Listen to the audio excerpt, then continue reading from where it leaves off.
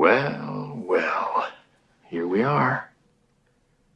I want to congratulate you for being on time. Released on February 15th, 1985, The Breakfast Club is a drama about 5 high school students who spend a Saturday in detention together and discover they have more in common than their social categories suggest. One cast member publicly questioned whether the film holds up in a more conscious era. One showed up to the first cast read-through under the influence of painkillers. One tweeted the 7 most cryptic words of her career after a colleague won a Golden Globe. One played football alongside Burt Reynolds in college. So where did they all end up?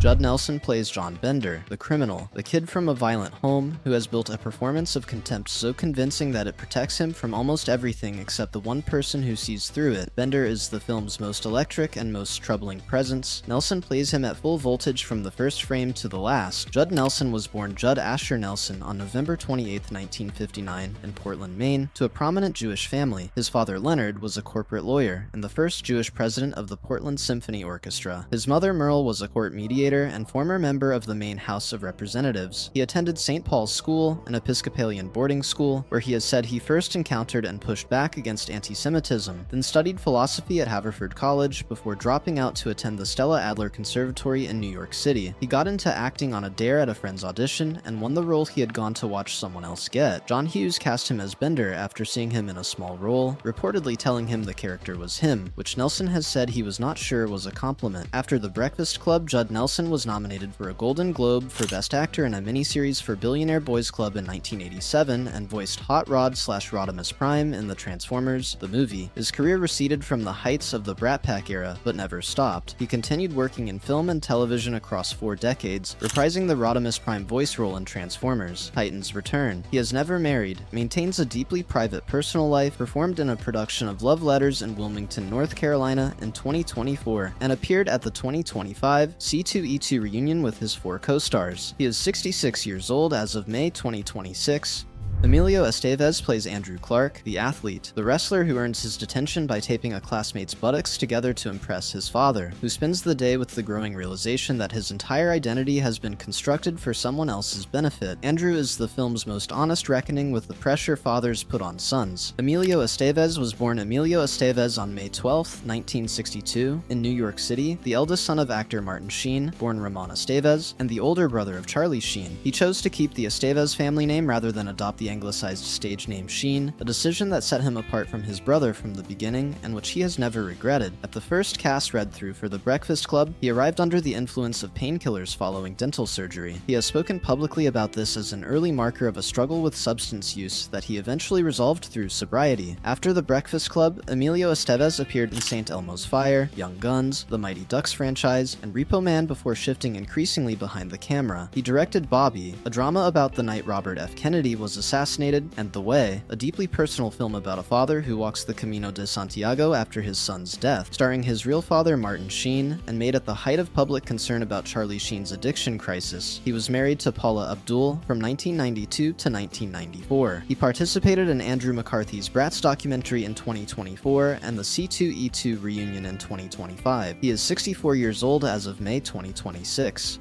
Molly Ringwald plays Claire Standish, the princess, the most popular girl in school, the one who wears diamond earrings to detention, and who is simultaneously the film's most defended and most scrutinized character. Claire is the person everyone wants to be, and everyone resents wanting to be, and Ringwald plays her with enough self-awareness to make both responses feel fair. Molly Ringwald was born Molly Kathleen Ringwald on February 18, 1968, in Roseville, California. Her father, Robert Scott Ringwald, is a blind jazz pianist. Her mother, Adele, worked as a pastry chef. She performed with her father's jazz band as a child and recorded an album at age 6. She appeared on Different Strokes and The Facts of Life as a child actress before a Golden Globe nomination for the 1982 drama Tempest brought her to John Hughes' attention. She is the defining face of 1980s American teen cinema. 16 Candles, The Breakfast Club, and Pretty in Pink, forming a trilogy of performances that established her as what Time magazine called the greatest teen star of all time. After The Breakfast Club, Molly Ringwald moved to Paris, became fluent in French, married French writer Valérie Valerie Lemonnier, divorced in 2002, and married writer Panagiannopoulos in 2007. They have 3 children. In April 2018, she published an essay in The New Yorker about watching The Breakfast Club with her then 10-year-old daughter and being disturbed by the way Bender sexually harasses Claire throughout the film, sneaking beneath her skirt, mocking her with contempt, never apologizing, and getting the girl anyway. "It's hard for me to see the person I was then," she wrote, "but I can see what I would have done and what I did do." She was also frank that an older woman's underwear, not her own, was used for the close-up shot she had been too young to realize was being filmed. She returned to television in Riverdale as Mary Andrews and appeared in the FX anthology feud Capote vs. The Swans. In April 2025, she reunited with all 4 of her co-stars at the C2E2 convention in Chicago to mark the film's 40th anniversary. She is 58 years old as of May 2026.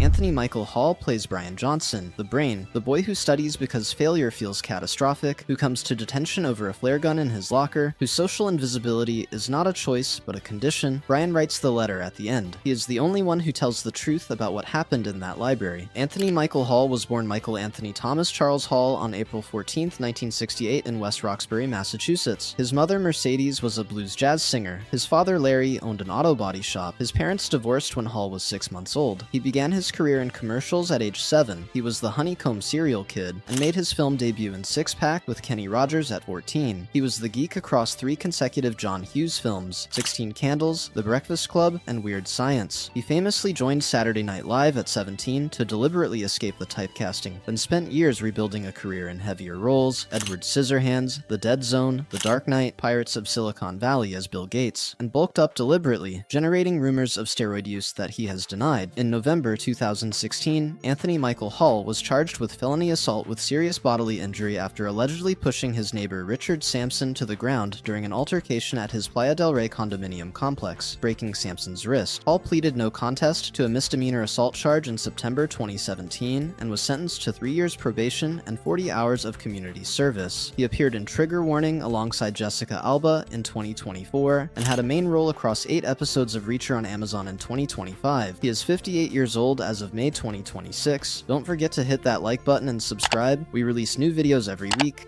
Ally Sheedy plays Allison Reynolds, the basket case, the girl who says nothing for half the film, and then says everything, whose transformation in the final act has divided audiences for 40 years between those who find it romantic and those who find it a betrayal of the most interesting character in the room. Sheedy plays Allison with a precise, committed strangeness that makes her the character most people actually remember. Ally Sheedy was born Alexandra Elizabeth Sheedy on June 13, 1962, in New York City. Her father, John, was an advertising executive. Her mother, Charlotte, was a literary agent active in the women's and civil rights movements. At 12, she published a children's book, She Was Nice to Mice, about a mythical encounter between Queen Elizabeth I and an inquisitive mouse. She had been a working actress since her teens, already known for war games before this film. She battled bulimia and substance abuse during the height of her Brat Pack fame, issues she has spoken about publicly for decades. She dated Bon Jovi guitarist Richie Sambora in the 1980s. She was married to actor David Lansbury from 1992 to 2009 and has one son. After The Breakfast Club, Ally Sheedy won the Independent Spirit Award for Best Female Lead for her performance as a drug-addicted lesbian photographer in High Art in 1998. The role she has said most represents what she can actually do as an actress. She had a long-running arc as the villain Mr. Yang on the USA Network series Psych. On January 7th, 2018, the night James Franco won a Golden Globe for The Disaster Artist, she posted on X, "James Franco just won. Please never ever ask me why I left the film/TV business. Franco had directed her in an off-Broadway play in 2014. She did not elaborate. She appeared in Single Drunk Female from 2022 to 2023 and continues to work in theater and film. She is 63 years old as of May 2026. Paul Gleason plays Richard Vernon, the assistant principal who assigned the detention, who watches the 5 students through the window of his office with the certainty of a man who already knows everything he needs to know about them, and who is wrong about all of it. Vernon is the film's true antagonist, not a cartoon villain, but a specific kind of adult failure, the person who forgot what it felt like to be young. Paul Gleason was born Paul Xavier Gleason on May 4th, 1939, in Jersey City, New Jersey, and raised in Miami, Florida. He attended Florida State University on a football scholarship and played college college football alongside two future television stars, Burt Reynolds and Robert Urich. He then pursued a brief career in AAA minor league baseball before a screening of Splendor in the Grass in 1961 convinced him he wanted to act. He studied under Lee Strasberg at the Actors Studio, made his Broadway debut in Neil Simon's The Gingerbread Lady in 1971, and spent years in television soap operas and character roles. He played the corrupt commodities broker Clarence Beeks in Trading Places, and Deputy Police Chief Dwayne T. Robinson, the obstructionist bureaucrat who makes Bruce Willis's job harder, in Die Hard. In early 2006, Paul Gleason was diagnosed with pleural mesothelioma, a rare, aggressive lung cancer directly linked to asbestos exposure. The source is believed to have been the construction sites where he worked as a teenager alongside his father. He received palliative care at Providence St. Joseph Medical Center in Burbank. His daughter Shannon said of him, "He was an athlete, an actor, and a poet. He gave me and my sister a love that is beyond description that will be with us and keep us strong for the rest of our lives." He died on May 27, 2006, just weeks after his diagnosis at the age of 67. He is buried at Westwood Village Memorial Park Cemetery in Los Angeles.